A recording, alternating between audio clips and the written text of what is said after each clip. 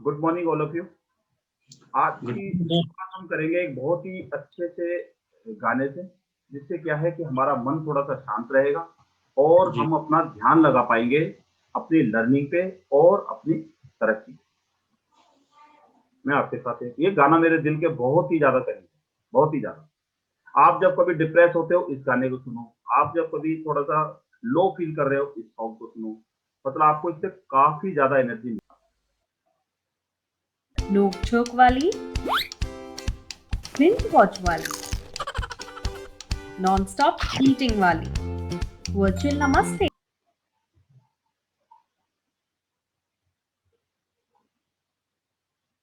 Okay, कैसा लगा? ये चीज़ें कुछ बढ़िया, देर के लिए जब बढ़िया। अपनी सुबह स्टार्ट करो, तो ये सब चीज़ें करोगे तो थोड़ा एनर्जी मिलती है, राइट? चलिए तेजपाल जी आप रेडी हो जाइए। अच्छा, स्पीच के लिए ना? हाँ, स्पीच के लिए। और जोशी जी आप भी बोलेंगे, राइट?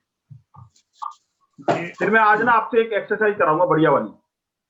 जोशी जी आप भी अपनी पोजीशन ले लीजिए, या ऐसे ही बोल, मैं बोलूंगा, बताऊंगा आपको। आप सोचिए कि सबसे सुनहरा पल जो आपकी लाइफ में आया हो, best moment in your life, जब आपको लगा हो कि यार बहुत मजा आ गया, खुशी मिल गई, राइट? और बात तो हम 3 मिनट की करेंगे, पर अभी हम प्रैक्टिस कर रहे हैं फिलहाल बोलने की, तो आप बोल सकते हैं, राइट? बोलिए कि कितने देर तक और बोल सकते हैं। मैं टाइमर लगा देता हूँ, कार्ड में आपको शो कर दूंगा, राइट? वैसे कार्ड नहीं भी शो, चलो कार्ड में शो करता हूँ आपको, राइट, ताकि थोड़ा आपको प्रैक्टिस बनी रहे कि इस तरीके से 3 मिनट की लेनी तो कैसे देती है, राइट? चलिए, रेडी? Okay, start.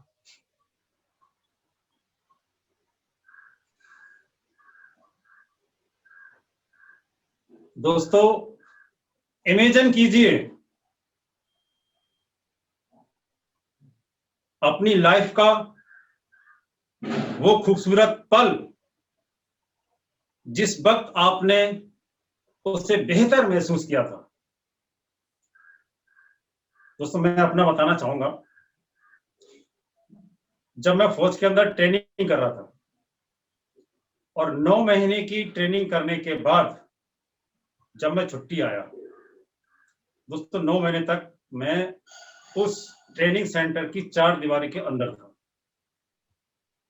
और उस ट्रेनिंग सेंटर में दोस्तों जो मैंने कष्ट झेले, दिक्कतें झेली, ढेर सारे ऐसे बुरे दिन भी वहां पर देखने को पड़े, जो कभी मैंने सोचा भी नहीं था कि ऐसे दिन भी हमें देखने को मिलेंगे। तो इतनी ढेर सारी कष्ट दिक्कतें सहने के बाद दोस्तों, जब मैं 9 महीने के बाद छुट्टी के लिए उस अपने सेंटर से बाहर निकला, और दोस्तों जैसे ही मैं बाहर निकला तो ऐसा लगा, बाहर का नजारा देखते हुए ऐसा लगा जैसे कि दोस्तों धरती पर स्वर्ग आ गया।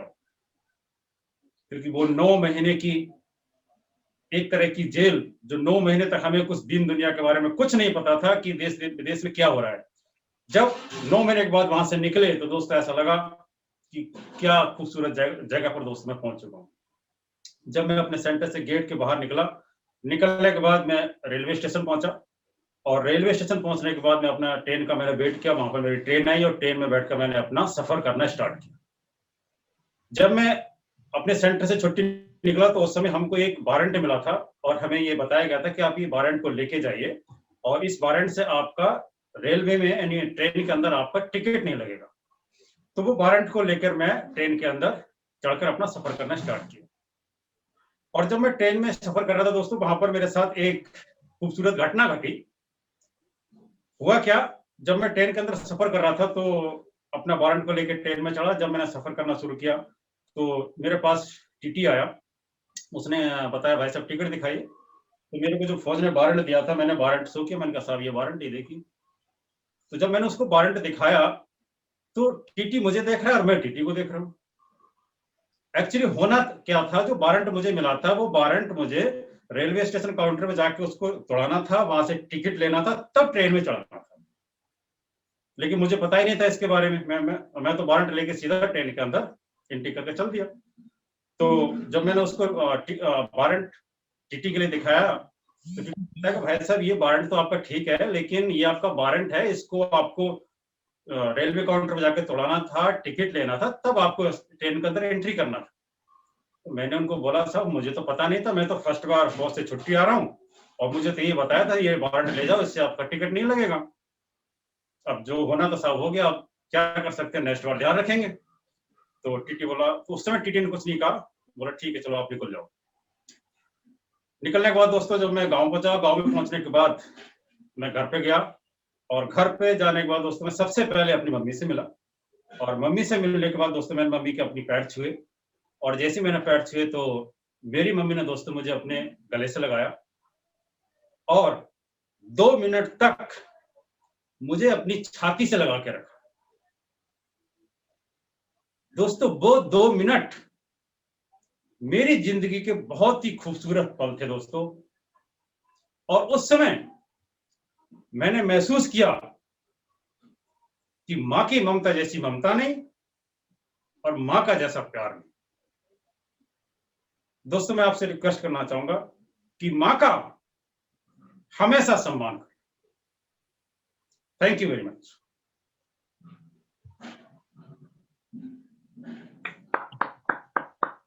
बहुत बढ़िया। ये अभी आपकी स्पीच जो है अब तक की सबसे बेस्ट स्पीच है। मैं पता है आपको ये कार्ड दिखाना ही भूल गया। अच्छा, एक बार को बीच में मुझे हल्का सा याद आया, फिर मैंने कहा छोड़ो, क्योंकि 2.5 मिनट हो चुके थे।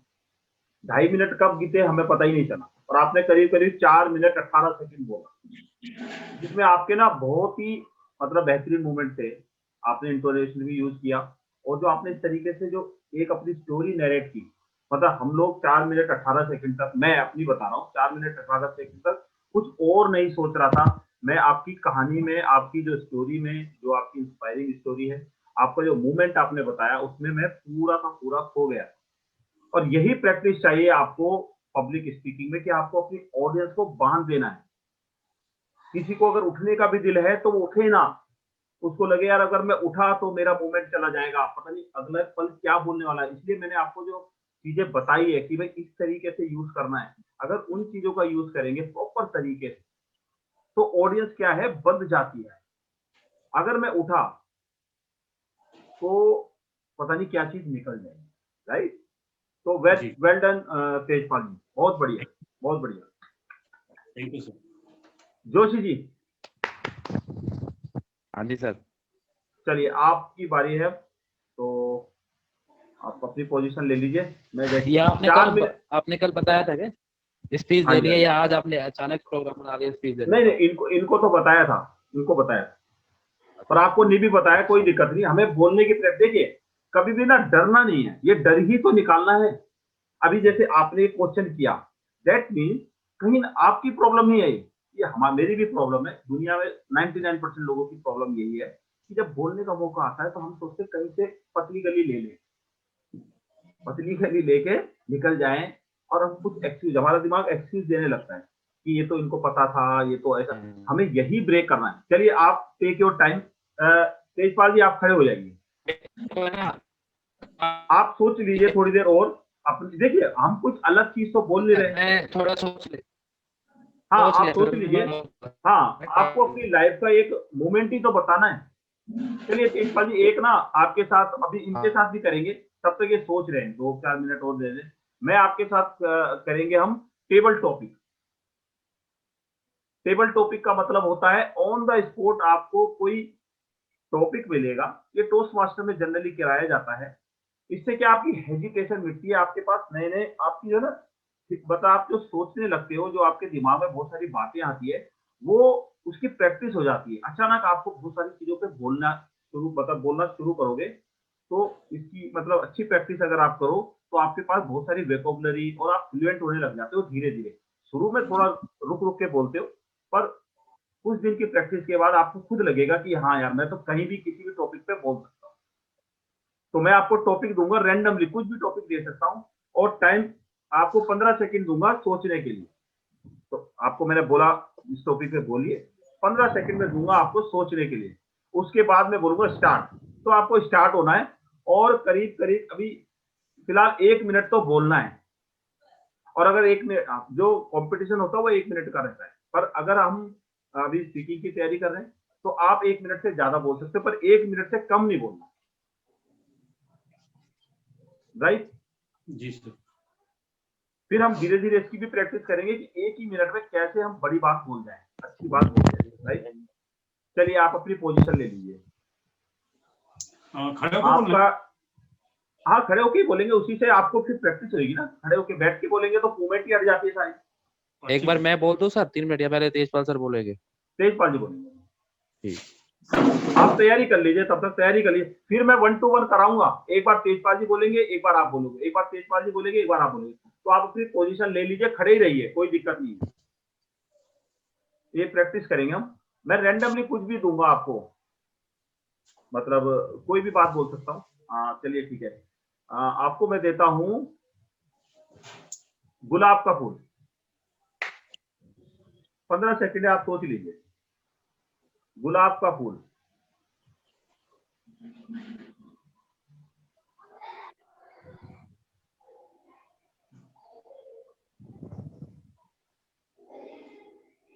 राइट, सोच लिया?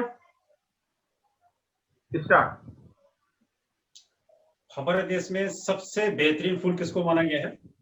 गुलाब के लिए। और गुलाब के बारे में मैं आपको बताना चाहूंगा कि गुलाब के अंदर बहुत ही ज्यादा खूबसूरती होता है।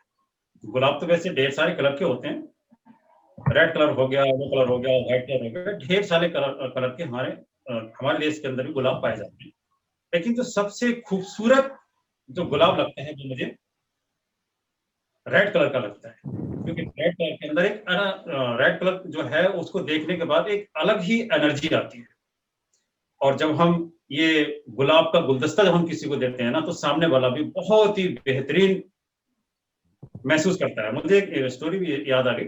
जब मेरे फ्रेंड का एनिवर्सरी थी, तो मैं गुलाब के फूल का एक बुक्का लेके उसके पास गया। जब बुक्का उसके पास लेके मैं गया, तो जब उसने बुक्का देखा तो वो देख के ही उसको ऐसा लगा कि पता नहीं इसने मुझे आज क्या क्या दे दिया। और मैंने बुक्का इस तरह से बनवाया था, उसमें एक ही गुलाब नहीं था, उसमें ढेर सारे गुलाब थे। रेड हो गया, पीला हो गया, व्हाइट कलर का हो गया, और इस तरह से उसने डिजाइन करके दिया था। बहुत ही खूबसूरत गुलाब वो लग रहे थे। और एक बार क्या हुआ, मैं गुलाब रास्ते में जा रहा था, तो मुझे एक गुलाब का बाग मिला। वहां पर मैंने देखी तो वहां तो ढेरों कलर के गुलाब थे। और जब मैं और भी नजदीक गया, तो नजदीक जाने के बाद मैंने देखा कि क्या गुलाब है ना। गुलाब थे, गुलाब का जो पेड़ था, गुलाब के पेड़ के बीच में कांटे थे, और जब कांटे थे कांटों के बीच में गुलाब था। गुलाब कितना खूबसूरत उस समय दिखाई दे रहा था, यानी मैं खुद भी उस चीज के लिए बयान नहीं कर पा रहा था। मैं और आगे निकला तो और भी मुझे खूबसूरत गुलाब दिखाई दिए। और मुझे एक स्टोरी और भी याद आ रही है। जब मेरा फ्रेंड था, और फ्रेंड का शादी होने के बाद जब वो अपनी मिसेस से मिलने गया था, तो वो मेरे को साथ लेके गया था। तो वहां जब उससे मिलने गया फर्स्ट बार, जब अपनी ससुराल के अंदर गया, तो उसने सोचा कि मैं यहाँ से कुछ लेके जाऊं। तो उसने मिठाई का डिब्बा लिया। मैंने कहा तुमने मिठाई का डिब्बा लिया तो एक अच्छा सा, जब फर्स्ट बार जा रहा हो तो एक अच्छा सा कुछ गुलदस्ता भी ले लो। तो मैंने उसको एक अच्छा प्यारा सा गुलाब के फूलों का गुलदस्ता दिलाया। उसमें गुलाब भी इतने खूबसूरत दिखाई दे रहे थे, ताजे ताजे गुलाब वो लेके आया था। और ताजे ताजे गुलाबों के फूल ला के उसने गुलदस्ता बनाया, अच्छी तरह से उसने पैक किया, और उसको फिर हम लेके गए। तो जब हम वहां पर लेके गए, तो उन्होंने भी काफी अच्छा उस गुलदस्ते को बहुत ही अच्छा बेहतर तरीके से उन्होंने बताया। बोला यार क्या तुम गुलाब का गुलदस्ता लेके आओ, कहाँ से लेके आए, हम भी जब जाएंगे तो हम भी लेके आएंगे। तो बहुत ही बेहतरीन उन लोगों ने महसूस किया। Very good.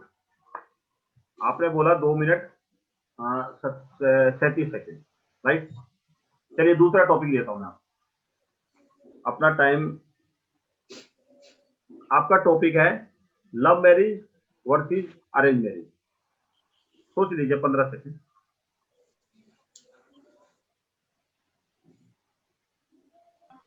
अभी आपको इस पे 3 मिनट बोलना है, 2.5 मिनट वो बोलना ही बोलना है, राइट? हो गया, 2.5 मिनट आपको बोलना है इस पे, ठीक है? हेलो हेलो सर को दिया है टॉपिक, नेट जा रहा है मेरा बीच में, क्या टॉपिक दिया मैं समझ नहीं पाया। नहीं, अभी आप इनको दिया love marriage versus arrange marriage. Tejpal sir को दिया ना, मेरा नेट जा रहा है बीच में थोड़ा सा। कोई नहीं, ठीक। ठीक। हाँ जी तेजपाल जी, आप अपनी पोजीशन ले लीजिए जी। मैं जब बोलूंगा स्टार्ट, ये जोशी जी का 1 मिनट है।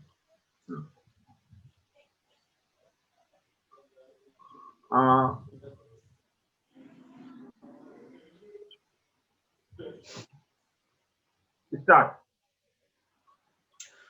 हमारे देश में देखिए 2 तरह की मैरिज हैं, एक अरेंज मैरिज और एक लव मैरिज। लेकिन हमारा देश संस्कृतियों से भरा हुआ देश है और हमारा जो देश है, हमारे देश की जो संस्कृति है सबसे बेस्ट संस्कृति है। लेकिन देखने में क्या है, जो बाहर से जो कल्चर्स लोग लेके आ रहे हैं वो कुछ हमारे देश वालों को अच्छे नहीं लगते हैं। जो हमारे देश की परंपराएं थी पहले से, जो हमारे बुजुर्ग वगैरह थे वो किस तरह से शादियां करते थे, है ना, सब अरेंज मैरिज ही करते आ रहे थे। हमारे जब किसी की शादी हमारे परिवार के अंदर होती थी तो हमारे जो बुजुर्ग इंसान है परिवार के, वो बाहर जाया करते थे, लड़का अच्छा देखते थे, है ना, जो चीज वो पसंद करते थे वो क्या है हम लोगों को पसंद हुआ करता। लेकिन आज के दौर के अंदर क्या हो रहा है, लोग लव मैरिज को ज्यादा ही अच्छा महसूस कर रहे हैं लोग। लेकिन इसमें लव मैरिज के अंदर होता है क्या है, मैं आपको बताना चाहूंगा, दोनों में तुलना करके बताना चाहूंगा कि कौन सा हमें बेस्ट है। लव मैरिज के अंदर क्या होता है, देखिए लोग थोड़ा सा यंग हो जाते हैं, उनके अंदर थोड़ा सा जब थोड़ा जवानी आ जाती है तो क्या है, लोग एक दूसरे से प्यार मोहब्बत करने लगते हैं। लेकिन ये मैं मानना चाहूंगा कि ये जो प्यार मोहब्बत है ना, ये 18-20 साल की उम्र के अंदर ऐसा कुछ ऐसा लोगों में आता है, एनर्जी आता है, जोश आता है कि लोग अपने रास्ते से थोड़ा सा भटकना शुरू हो जाते हैं। फिर एक दूसरे से प्यार करते हैं, प्यार तो वो कर लेते हैं, लेकिन लाइफ टाइम में आगे आने वाले समय में क्या ये नहीं देख पाते कि आने वाले समय में हमारा कैसा हो सकता है, क्या नहीं हो सकता। नहीं, जो उनके संस्कृति है, जो परिवार ने उनको सिखाया, उस रास्ते से लोग क्या है आजकल भटक जाते हैं, है ना। तो लव मैरिज तो आपस में प्यार करते हैं, प्यार ऐसा हो जाता है फिर वो शादी में बदल जाता है, लोग लव मैरिज कर लेते हैं, शादी कर लेते हैं। उसके बाद जब उनकी जीवन उनका जब चलना शुरू होता है तो क्या है, फिर उनके लाइफ में हल्का हल्का मैंने देखा है कि लोग कठिनाई आना शुरू हो जाती हैं और फिर उनके तलाक होना शुरू हो जाते हैं। और ये अधिकांश मैंने देखा है कि लव मैरिज के अंदर अधिक से अधिक तलाक मेरे को देखने को मिले। ऐसा क्यों होता है? क्योंकि जो मेरा मानना है, क्योंकि लोग हमारे जो बुजुर्ग हैं वो देखिए, अरेंज मैरिज जो पिछले काफी सदियों से चलती आई हैं वो ऐसे ही नहीं चल रही, कुछ उसके रीजंस हैं, है ना। हम देवी देवताओं की पूजा पाठ करते हैं और भी जो हमारे संस्कार वगैरह हैं, अगर उनकी अकॉर्डिंग हम अरेंजमेंट लेके चलेंगे तो हमारा जो पारिवारिक जीवन है, हमारा जीवन है, उसके अंदर खुशियां भी आती हैं। तो मैं ये तुलना लेके चलता हूं कि हमें लव मैरिज की जगह अरेंज मैरिज पर ज्यादा फोकस करना है। क्योंकि अरेंज मैरिज जो होती है, देखिए वो क्या है, पूरे परिवार की सहमति से कुछ चीज होती है, और जब पूरा परिवार हमारा जब एक चीज को फोकस होकर काम करता है तो उस चीज में हमें सफलता मिलती है।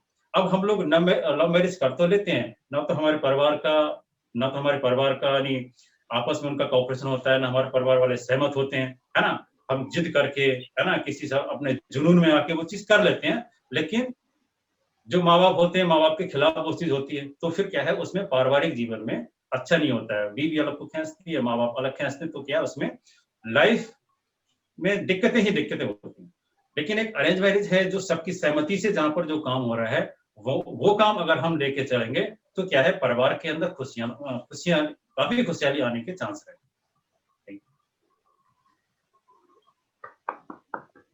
आपने अभी बोला करीब 3 मिनट 22 सेकंड, राइट। अब बैठ जाइए आप। या चलिए एक और करते हैं, फिर मैं गौरव जोशी जी को बोलूंगा, फिर आप आराम से बैठे रहना, राइट। आपको एक और देता हूं, आपका टॉपिक रहेगा सपने, ड्रीम सपने। ओके। 15 सेकंड है, आप सोचिए। सपने, ड्रीम।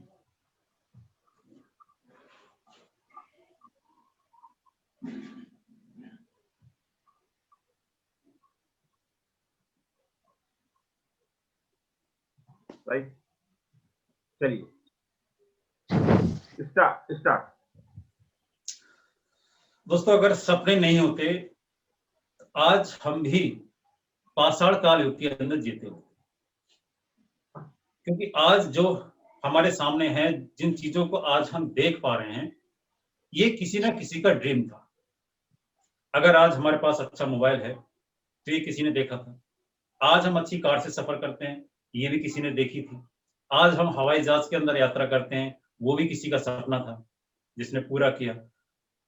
जितने भी चीजें आज हम मार्केट के अंदर देख रहे हैं, ये किसी ना किसी का ड्रीम था। अगर ये ड्रीम ना होते तो हम आज भी पाषाण काल के अंदर पड़े हुए होते। तो ड्रीम होना क्यों जरूरी है? एक इंसान के लिए अगर आगे बढ़ना है, लाइफ में कुछ करना है, अचीवमेंट्स पाना है, तो हर इंसान को अपना ड्रीम क्लियर करना पड़ता है, उसको ड्रीम देखना पड़ेगा। मैं आपको बताना चाहूंगा, देखिए लोग सक्सेसफुल कैसे होते हैं। जिनके पास सपना नहीं होता वो इंसान सफल नहीं होते। क्योंकि हमारे राष्ट्रपति हुए हैं एपीजे अब्दुल कलाम, उन्होंने भी ये बोला था कि जिसका जो ड्रीम नहीं देखता है वो इंसान बहुत बड़ा अपराध करता है। इसलिए चाहे आप भले ही छोटी ड्रीम देखिए, लेकिन ड्रीम को आपको देखना पड़ेगा। अगर आप ड्रीम नहीं देखोगे तो आप लाइफ में बहुत बड़ा अचीवमेंट नहीं ले पाओगे। और यही कारण देखिए, वर्ल्ड के अंदर दुनिया में 2 कैटेगरी के लोग हैं, 95 एक तरफ और 5% एक तरफ। 95% जो लोग हैं वो क्या है, एक आम जिंदगी जी रहे हैं, रोजमर्रा की जिंदगी जी रहे हैं। और जो 5% लोग हैं वो एक लाइफ स्टाइल जी रहे हैं। तो ये 95 लोगों में और 5% लोगों में क्या अंतर है? 95% वो लोग हैं जो कभी अपनी लाइफ के बारे में सोचते नहीं, ड्रीम सोचते नहीं, उन्हें क्या करना है क्या नहीं करना है कभी नहीं सोचते। उनकी लाइफ जैसी चल रही है वो चल रही है, कुछ पता नहीं है उनको लाइफ में करना ही क्या है। और जो 5% जो लोग हैं जो आज दुनिया पे राज कर रहे हैं, उनका एक ही रीजन है, वो ड्रीम देखते, वो सपना देखते और उस सपने को वो साकार करते हैं। और वही 5% लोग उन 95% लोगों पर राज कर रहे हैं। और 95% जो लोग हैं वो आज क्यों आम जिंदगी जी रहे हैं, क्यों रोजमर्रा की जिंदगी जी रहे हैं? क्यों? क्योंकि उनका कोई सपना नहीं है, ड्रीम ही नहीं है। सुबह उठते हैं, शाम तक पता नहीं है कि उनको क्या करना है क्या नहीं करना है। जैसी लाइफ चल रही है वैसी चल रही है। अगर आप ड्रीम नहीं देखोगे तब आप अपनी लाइफ में सक्सेसफुल नहीं हो पाओगे। 5% लोग हैं आज 5% लोग क्यों आज सक्सेसफुल होते जा रहे हैं? क्योंकि वो अपना लक्ष्य लेके चलते हैं, अपना सपना लेके चलते हैं। उन्होंने सपना देखा है कि ये सपना मुझे इस टारगेट को पूरा, इस डेट को पूरा करना है, अगले बार फिर वो दूसरा सपना देखना है, वो करना है। यानी जब तक हम और आप सपने नहीं देखेंगे कि हमें करना क्या है, हम इस जिंदगी के अंदर आए हैं, ऊपर वाले ने हमें यहाँ पर भेजा है, क्यों भेजा है? लाइफ में कुछ करना चाहते हैं ना। अगर लाइफ में हम और आप कुछ करना चाहते हैं तो हमें अपनी लाइफ के अंदर ड्रीम देखने पड़ेंगे, सपने देखने पड़ेंगे। जब तक हम सपने नहीं देखेंगे तब तक हम लाइफ में कुछ अचीवमेंट नहीं कर पाएंगे। एक इंसान होता है, वो भी सोचता है कि अगर एक मान लीजिए 18 साल का लड़का, वो भी सोचता है यार मेरी शादी होगी, तो वो भी एक थोड़ा ड्रीम देखता है ना कि मेरी शादी होगी। उसने अपने माइंड के अंदर कोई चीज लेके तो आया, जब तक वो चीज लेके नहीं आएगा तब तक कैसे पूरी होगी? देखिए दुनिया में कोई भी चीज होती है, कोई भी सपना साकार होता है, 2 तरह से होता है, पहले माइंड में, उसके बाद ग्राउंड में। जब तक आप कोई भी ड्रीम, कोई भी सपना अपने माइंड के अंदर नहीं सोचोगे तब तक वो ग्राउंड में कैसे आ सकता है? देखना तो पड़ेगा ना। जब तक आप सपना नहीं देखोगे, अगर आप सोचोगे कि मुझे एक बाइक चाहिए, तो बाइक का आपको सपना देखना पड़ेगा ना, ड्रीम देखना पड़ेगा ना, ड्रीम बनाना पड़ेगा आपको। वो ड्रीम आपको अपने माइंड में लाना पड़ेगा, और जब माइंड में आएगा तब उस पर आप काम करोगे, तब वो ग्राउंड में आएगा। अगर आप कोई भी चीज चाहते हो कि मेरे पास वो चीज होनी चाहिए, तो पहले वो चीज का आप ड्रीम देखिए और वो चीज अपने माइंड के अंदर लेके आइए। जब वो माइंड के अंदर आप लेके आओगे तो फिर उसके लिए आप काम करोगे, वो फिर वो चीज आपके सामने। इसलिए जब तक सपना नहीं देखोगे तब तक आप कोई भी चीज अचीव नहीं कर पाओगे। Thank you. आपने बोला 4 मिनट 15 सेकंड, राइट? अभी बहुत बढ़िया बोला। अब आप बैठ जाइए, थैंक यू। बैठ जाइए।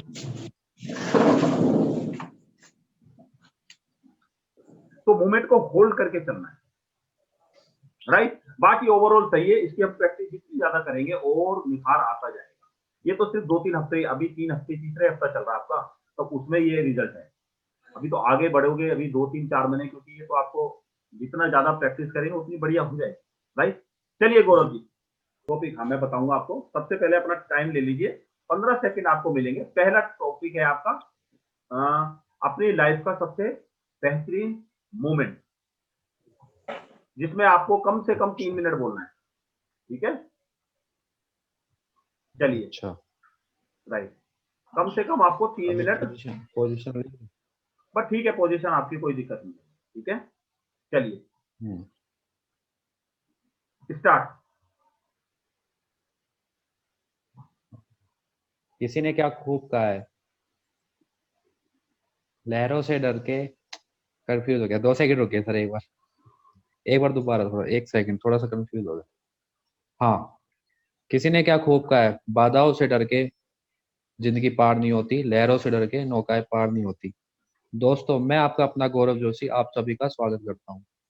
मैं आज आपको अपने लाइफ का सबसे महत्वपूर्ण पल, सबसे इम्पोर्टेंट पल बताने जा रहा हूँ।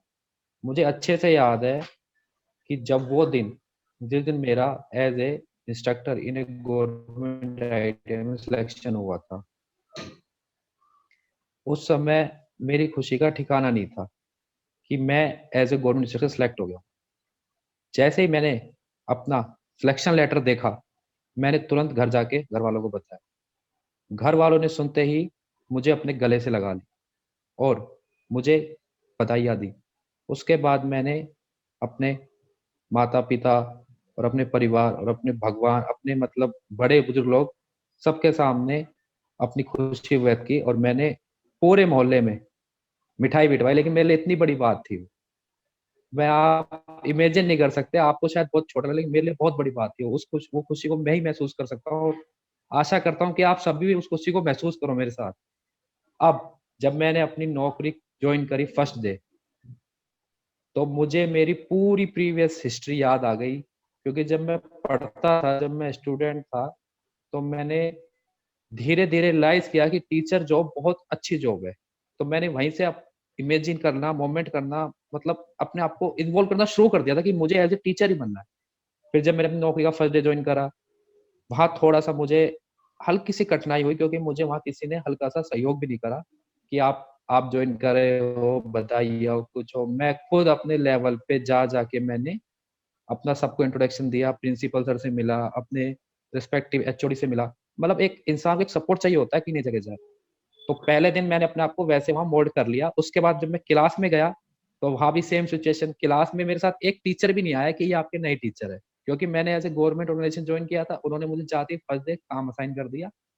फिर मैंने वहां क्लास में भी बच्चों को संभाला, और फिर जब धीरे मेरा पहला दिन सक्सेसफुल हो गया, शाम को जब मैं आया, तो मैंने घर आके सोचा कि आज गौरव तू सक्सेसफुल हो गया है, तूने जो सोचा था अपनी लाइफ का एक एम, तूने वो अचीव कर लिया है।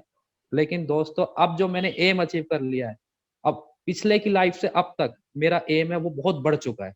अब मुझे वो जो बहुत छोटी लगती है, अब मुझे लगता है कि ये तो मैंने अचीव कर लिया, अब मुझे अपना एम और आगे बढ़ाना है। तो दोस्तों, मैं अभी अब काम कर रहा हूँ। फिलहाल जो आज के तारीख में मेरा जो एम है, वो मुझे as a leader, as a developer, as a head, as a principal मुझे कहीं पे ज्वाइन करना है। और मैं उसके लिए बराबर तैयारी कर रहा हूँ और अपने आप पे लगातार काम कर रहा हूँ। और यही कारण है कि आज आपको जो आपका गौरव जोशी दिख रहा है, इतना सफल बोलने वाला व्यक्ति, ये इंसान एक समय बोल भी नहीं पाता था, ढंग से खड़ा भी नहीं हो पाता था किसी के सामने।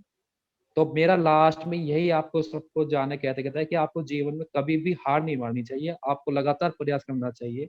और मेरा आप सबसे यही लास्ट मोमेंट भी यही है कि आपको अपनी लाइफ में हमेशा सीखते रहना चाहिए। थैंक यू दोस्तों।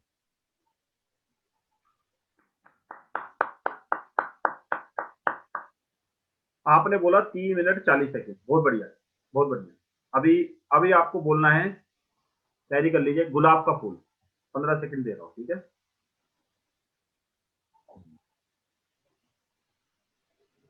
गुलाब का फूल।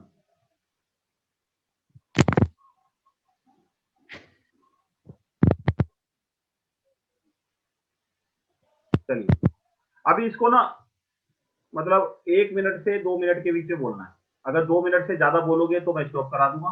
1 मिनट पे मैं आपको हाथ ऐसे दिखा दूंगा अपना, ठीक है? ये या इस पे अपना रेड दिखा दूंगा।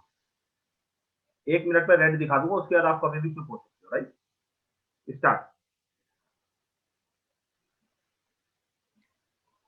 किसी ने क्या खूब कहा है, फूलों का राजा गुलाब का फूल। तो ये बात बिल्कुल सच साबित होती है। तो दोस्तों, मैं आपका अपना गौरव जोशी आज एक गुलाब के फूल के ऊपर अपना बहुत ज्यादा एज ए स्पीकर मैं आपको आज बताने जा रहा हूँ कि गुलाब का फूल क्यों गुलाब का फूल है। वो ऐसे गुलाब का फूल नहीं है। गुलाब के फूल की जो सबसे अच्छी खासियत होती है, वो एक प्यार का सिंबल है। It is the symbol of love. अगर हम अपने दुश्मन के पास भी गुलाब का फूल लेके जाएंगे ना, जिससे हम बोलते नहीं है, तो आप देखना, आपका जो दुश्मन है वो भी आपका गेट खोल के उस गुलाब के फूल को देख के आपका स्वागत करेगा एक बार के लिए। तो वो आपको जरूर आपसे कहेगा, ओह गुलाब का फूल आइए। तो ये दोस्तों एक बहुत बड़ी बात है कि एक छोटा सा फूल जो एक लगता है गुलाब का फूल, वो हमारे सालों की दूरियों को मिटा सकता है अगर हमें उसका सही तरह से यूज करना आता है। और अब गुलाब के फूल को हम बात करते हैं एज ए प्रोफेशनल तरीके में। आपने देखा होगा कभी ऑफिसों में भी, कभी मीटिंग्स में भी, कोई भी किसी का मतलब किसी का आप छोटी सी एनिवर्सरी लगा दीजिए, किसी का बर्थडे लगा दीजिए, तो हम फूलों का वो बनाते हैं बकेट। तो हम उसमें प्रिफर करते हैं गुलाब के फूल को, कि हमें गुलाब के फूल को ही हमारा वो बनाओ बुफे टाइप में। तो दोस्तों मेरा जो मैं मेन इंफॉर्मेशन देना चाह रहा हूँ कि गुलाब का फूल एक प्यार का सिंबल है, एक आपसी रिलेशन का सिंबल है, एक कोऑर्डिनेशन का सिंबल है। अब गुलाब के फूल पे यही बात यही खत्म नहीं होती। अब हम आते हैं म्यूचुअल रिलेशन पे, कि लवर्स के लिए भी गुलाब का फूल बहुत इंपॉर्टेंट है। तो दोस्तों मेरा ओवरऑल आपसे यही कहना है कि गुलाब का फूल एक प्यार का सिंबल है, तो इसलिए गुलाब के फूल को अपने जीवन में पूरी दीजिए और इसको अपनी लाइफ में डेली एक हिस्सा बनाइए स्पेशल ओकेजन। थैंक यू दोस्त। इसमें भी क्या हुआ कि मैं 1 मिनट में भूल ही गया आपको दिखाना, मैं भूल ही गया क्योंकि आप कर रहे थे, आपकी कुछ चीजें बहुत बढ़िया थी, मैं अभी आपको बताऊंगा उसके बारे में। तो मैं सर मैं एक बार थोड़ा रोकना, हाँ मैं एक बार रोकना चाहूंगा। जब मैंने अपनी स्पीच शुरू की थी, मैं थोड़ा शादी में हूँ, तो यहाँ पे ना कॉमन कोई था, इसलिए मैं हल्का सा डिस्टर्ब हुआ था शुरू में। वो मेरे रूम से गए तो मैं थोड़ा फ्री हुआ। No problem. चलिए दूसरा आप बोलेंगे love marriage versus arrange marriage, ठीक है? वही 1 मिनट 2 मिनट के बीच में बोलेंगे, सोच लीजिए, 15 सेकंड आपके पास टाइम है सोचने का। मैं सोचा हुआ है सर। चलिए ठीक है, स्टार्ट करते हैं। स्टार्ट। किसी ने क्या खूब कहा है कि शादी तो 2 लोगों का बंधन है, वो 2 लोगों का बढ़ता है। अब शादी भी हमारे जीवन, हमारे लाइफ में 2 तरह की होती है हमारे जीवन में, लव और अरेंज। तो दोस्तों मैं आपका अपना गौरव जोशी आज इस टॉपिक पे मुद्दा उठाने जा रहा हूँ, बताने जा रहा हूँ। दोस्तों लव मैरिज अरेंज मैरिज दोनों के अपने अपने एडवांटेज है, अपने अपने डिसएडवांटेज है। लेकिन हमारे इंडियन कल्चर में और मेरे खुद के पर्सनल ओपिनियन से, मेरे पर्सपेक्टिव में, मैं अरेंज मैरिज को ज्यादा सक्सेसफुल मानता हूँ। लेकिन साथ साथ लव मैरिज भी सक्सेसफुल है। लव मैरिज में जो एडवांटेज है, जो मुझे लगता है कि उसमें जिन लोगों को आपस में जीवन बिताना है, जिन लोगों की आपस में शादी हो रही है, वो लोग एक दूसरे को अच्छी तरह म्यूचुअल समझते हैं, वो लोग एक दूसरे को अंडरस्टैंड करते हैं, आपस में मिलते हैं, जुलते हैं, उनके बीच में प्यार बढ़ता है। फिर अगर वो लव मैरिज करते हैं एक सोच समझ के, तो उनका जीवन बहुत अच्छा होता है। मैंने बहुत ऐसे एग्जाम्पल इंडियन सोसाइटी में 80% जो हमारा रूरल बैकग्राउंड है, जो हमारा इंडियन कल्चर है, वो अरेंज क्यों प्रेफर करते हैं? वो देखते हैं पेरेंट्स को, कल बच्चा बच्ची में, लड़का लड़की में कोई बात बिगड़ जाए तो पेरेंट्स समझा लेंगे। और अरेंज मैरिज में वो उन्हें मिलने का मौका ही नहीं देते, एक छोटा सा फॉर्मेलिटी करके फिर वो उनकी शादी कर देते।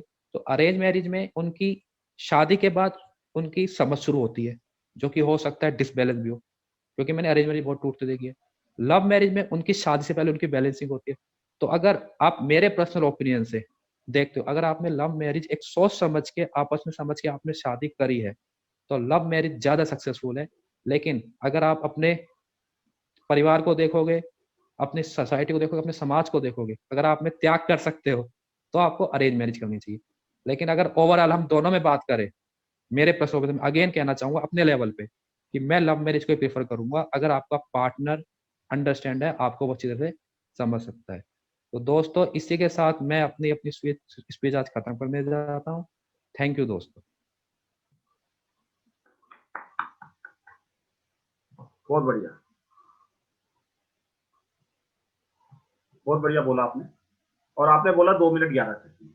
बैठ जाइए गौरव जी आप। हाँ वो मैंने ना 2 मिनट में सर अपने थोड़ा सा इतने हाँ कोई दिक्कत नहीं, कोई दिक्कत नहीं, बहुत बढ़िया बोला आपने। ठीक है, फिर अभी आप पता आपने प्रिपेयर नहीं किया, राइट? नहीं। तो आप टेबल टॉपिक की तरह बोलेंगे, राइट? हाँ।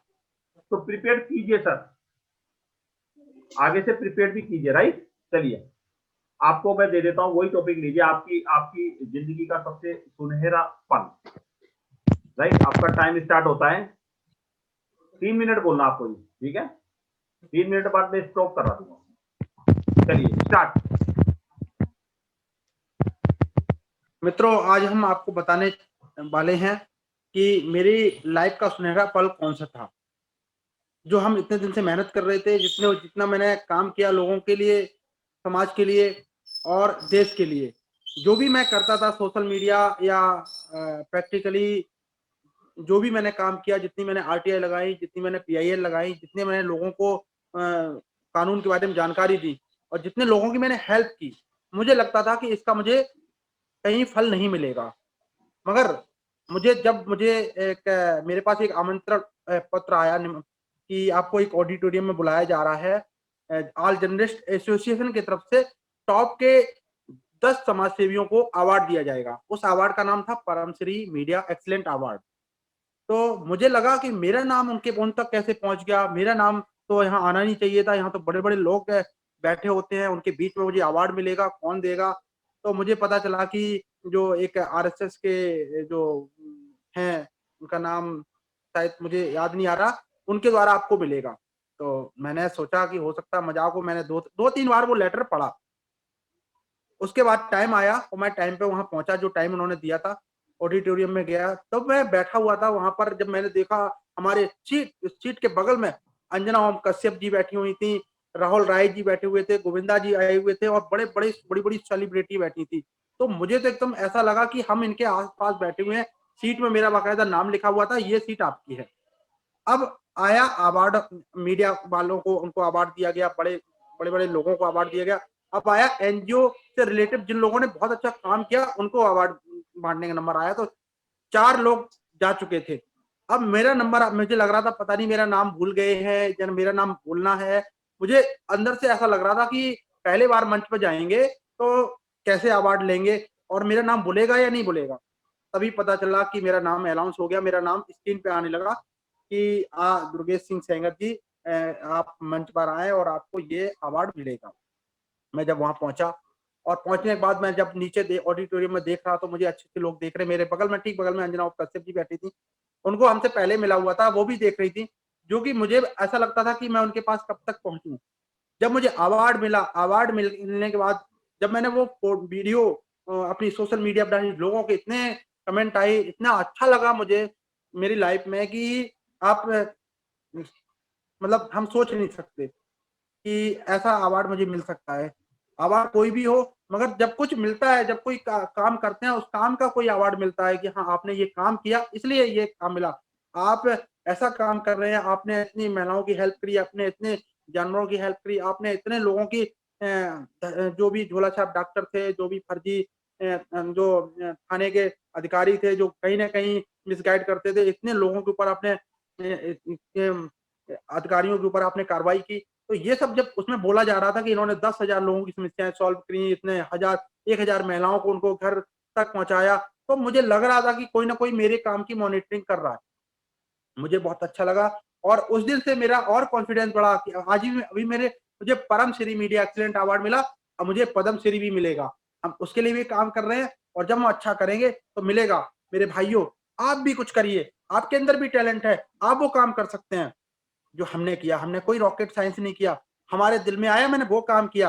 आप भी कर सकते हैं, यहाँ जितने लोग बैठे हुए हैं, जो हमें सुन रहे हैं, आप सभी कर सकते हैं। आपके अंदर सभी के अंदर एक ना एक टैलेंट है। अपने टैलेंट को पहचानें, उस पर काम करना शुरू करें और हम चाहते हैं, जैसे हम आज यहाँ पर खड़े हुए हैं, आज मुझे अवार्ड मिला है, ऐसे आपको भी अवार्ड मिलेगा और आपका वो दिन हो सकता है आपके लाइफ को चेंज कर दे।